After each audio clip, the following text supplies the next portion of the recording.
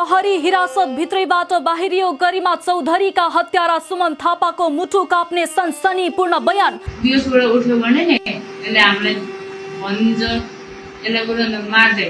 घटनाको बारेमा प्रहरीलाई यसो भने मन थामेर हेर्नुहोला। दक्षिण बाराकै गरिमा चौधरीको हत्या प्रकरणमा मुख्य आरोपी सुमन थापाको बयानको भिडियो बाहिरिएको छ। प्रहरी हिरासत भित्रै अभियुक्तले दिएको बयानको भिडियोमा अभियुक्त सुमन थापाले यो घटना आफूले मात्र नभई अर्का प्रदीप खड्कासँग मिलेर गरेको खुलासा गरेका छन्। प्रहरीले फकाएर बयानमा सोध्दा हत्यारा सुमनले बयानमा यसो भनेका छन्, मसँग एउटा साथी थियो प्रदीप खड्का भन्ने, त्यसले मलाई भनेको थियो सानो बच्चा छ भने त्यसलाई किडन्याप गर्ने, यौन सम्पर्क गर्ने अनि मारेर फालिदिने। यतिकैमा प्रहरीले सोध्छन् यौन सम्पर्क गर्दा तिमीहरू कति जना थियौ? अनि आरोपी सुमन थापाले भन्छन् हामी 2 जना थियौं, प्रदीप खड्का र म। प्रहरीले फेरि सोध्छन् तिमी सँगै काम गर्ने साथी हुन् कि के? अनि हत्यारा सुमनले जवाफ दिन्छन् ऊ त सिमरामा बसेर पढ्छ नि, ऊ बस्ने ठाउँ मेरो घरबाट 10 मिनेटको दूरीमा छ। जुन दिन घटना घटायो त्यो दिन बिहान के भएको थियो भनेर फेरि प्रहरी अधिकारीले सोध्छन्। अनि त्यसपछि हत्यारा सुमनले यसो भन्छन्, उनले भने मैले सिमराबाट मेरो साथी प्रदीपलाई लिएर आएँ अनि हामीले सल्लाह गर्यौं। प्रदीपले गरिमालाई पहिलेदेखि नै चिन्दो रहेछ। उनी गाडी चलाउँदाखेरि नै उनको गाडी वरपर आएर गरिमा झ्याम्मिन खोज्ने रहेछन्। मैले भने गरिमालाई चिनेको थिइन। त्यसपछि हामीले गरिमालाई टार्गेटमा राख्यौं, कसैले नदेख्ने ठाउँमा गएर बस्न पर्छ। यतिकैमा हामीले सोच्यौं 4 महिनादेखि बन्द भएको घर नै हाम्रो लागि राम्रो हुन्छ भनेर। हामी 2 जनालाई यौन सम्पर्क गर्ने धेरै चाहना थियो अनि हामी गरिमा खोज्नतर्फ लाग्यौं। गरिमा बहिनी साथीहरूसँग खेलिरहेको देख्यौं। त्यसपछि गरिमालाई चकलेटको लोभ देखायौं अनि प्रहरी अधिकारीले सोध्छन् के तिमीले गरिमालाई पहिलेदेखि नै चिन्थ्यौ? अनि उनी भन्छन् नाइ नाइ मैले त चिन्ने थिएन, मेरो साथीले चिन्थ्यो उनलाई। त्यसपछि हामीले गरिमालाई बन्द भएको घरमा लिएर गयौं। हामीले यताउता कतै मान्छेले देख्छन् कि भनेर हेर्यौं, कोही पनि नदेखेपछि हामी बन्द भएको घरको कोठाभित्र गयौं। पहिला कोठाभित्र म छिरेँ अनि गरिमा छिरिन् र त्यसपछि अन्तिममा प्रदीप छिर्यो। त्यसपछि सुरुमा प्रदीपले केही समय गर्यो। मैले गरिमाको 2वटा हातलाई कसक्क समातेर बसेको थियो। हामीले गरिमाको आँखामा कालो पट्टी बाँधिदिएका थियौं। जब प्रदीप केही समयपछि स्खलित भयो त्यसपछि मैले सुरु गरेँ। म पनि केही सेकेन्डमै स्खलित भइहालेँ। गरिमा त्यति बेला बेहोस भइसकेकी थिइन्। प्रदीपले मलाई भन्यो गरिमा होसमा आई भने हाम्रो कुरा यसले सबैलाई भनिदिन्छ। अनि ऊ त्यसपछि गाडी लिएर निस्क्यो, किनभने प्रदीप स्कुल पनि पढ्थ्यो र गाडी पनि चलाउँथ्यो। म चाहिँ त्यही एकैछिन बसेँ र त्यही नजिकै तन्नार एउटा रस्सी पनि देखेँ। त्यसपछि मैले रस्सी प्रयोग गरेर गरिमालाई झुन्डाएर हत्या गरेँ र गरिमालाई तन्नाले छोपेर म पनि त्यहाँबाट निस्किएँ। म आफ्नो घर पुगेर नुहाएँ र खाना खाएँ। थापाको बयान अनुसार सिमरामै घर भएका प्रदीप खड्का र आफू मिलेर नै बालिकालाई किडन्याप, बलात्कार र हत्या गर्ने योजना बनाएका थिए। आरोपी सुमन थापाले किटानीका साथ मुख्य योजनाकार भनी नाम लिएका र सिमरामै घर भएका भनिएका प्रदीप खड्का आखिरको हुन्। उनी अहिलेसम्म कहाँ लुकेका छन् र प्रहरीले उनलाई किन पक्राउ गर्न सकेको छैन? प्रहरीले के लुकाउन खोज्दैछ?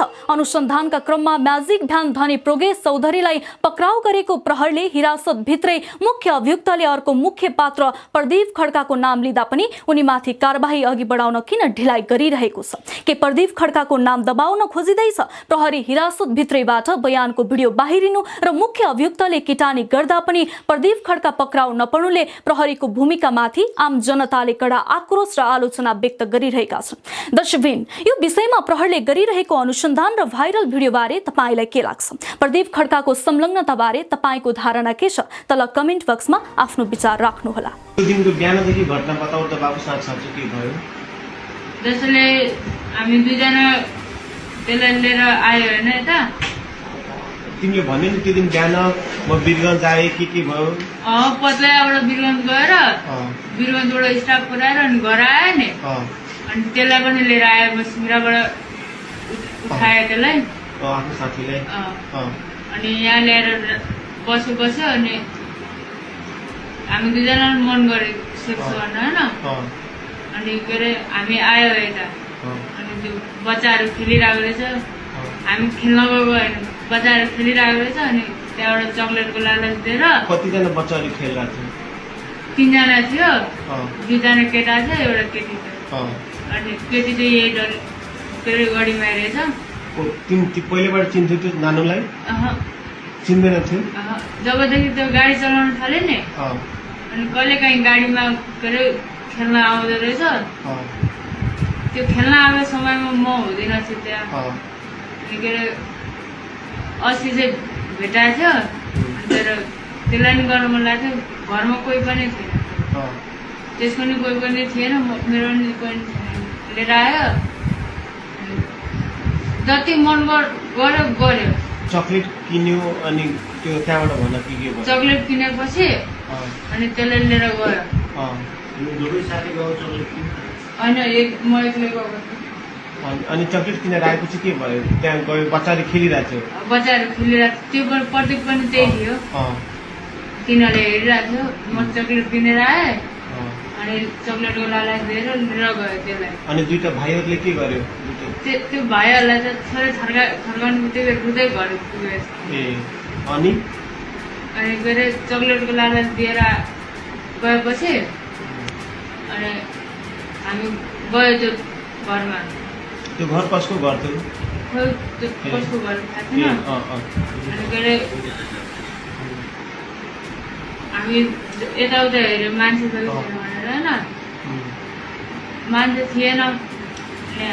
म आएँ, म पहिला सुरुमा छिरेँ होइन। अनि पछि केटी छिर्यो, बहिनी छिर्यो, अनि पछि लास्टमा प्रतीक छिर्यो होइन। अनि म जबसम्म मन भएन नि तबसम्म गऱ्यो त्यसले गऱ्यो। म यत्तिकै हेरेर बसिरहेँ। मेरो त एकचोटि उयो गर्नु बित्तिकै निक्लिहाल्यो। अनि के अरे त्यसले जति मनसम्म गर्यो। कति रस्सीहरू बाँधेको थियो नि त्यो बेला? त्यतिखेर नि यहाँ मात्रै बाँधेको थियो, मैले पक्रेर बसिरहेको थिएँ, त्यसले उयो गरेर बसिरहेको थिएँ होइन। अनि के अरे जब त्यसको नि भयो नि, अनि त्यसले भने यसले त यो उठ्यो, बियोसबाट उठ्यो भने नि यसले हामीलाई भन्छ, यसलाई बरु मार्दै भनेर अनि त्यो गयो, गाडी लिएर गयो। त्यसलाई नि गाडी चलाउन आउँछ, स्कुल पढ्नु भए पनि गाडी लिएर गयो त्यो आफ्नो घर। म के अरे उयो सुसार गरेर नुहाइ धुवा गरेर खाना खाएर अनि त्यसको घर गयो। किनकि रिजर्भ थियो त्यसको घरको साइडबाट। अनि के अरे रिजर्भ लिएर गएर हेटौडा पुग्यो। हेटौडाबाट फेरि आउँदा रात पर्दाखेरि फेरि फोन आयो। के अरे भेटाएन भनेर फोन आयो होइन। फेरि त्यसको भोलिपल्ट पनि फोन आयो, त्योबाट पनि भेटाएन भनेर आज फोन आएको थियो, भेटायो भनेर आज फोन आयो। अनि त्यो रस्सी बाँध्यो, तन्नामा राखे कतिखेर? जब भ्यायो नि हामी दुईजनाले, त्यो निक्लियो। अनि म एकैछिन बसेँ त्यहीँ। त्यसपछि आए, त्यतिकै लट्केको अवस्थामा छोडेर ढोकालाई चुकुर लगाइदिए। तिमीले रस्सी बाँधेर लट्काइदिएको? के अरे चुकुर लगाइदिए। त्यो रस्सी र तन्ना कसले लिएर आयो? तना र रस्सी त्यही थियो। त्यही नै थियो कि यो पनि झुटो बोल्दैछ? तिमी नढाटिकन भनेको अहिले चाहिँ नढाटिकन हो? त्यही थियो जम्मै। अनि म आएँ होइन, नुहाएर खानासाना खाएँ। अस्तिको कुरा हो, खानासाना गएपछि माया गरेपछि त्यो दिनमा त फर्स्ट दिन थियो। गाडी लिएर एक्लैले कुदाएको फर्स्ट दिन थियो। अनि ल्याएर आयो, खानासाना खायो।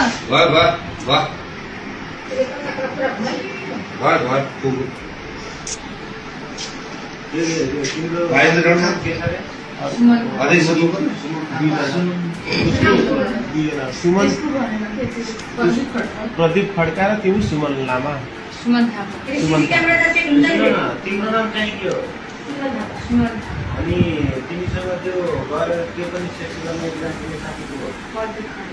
प्रदीप खड्का।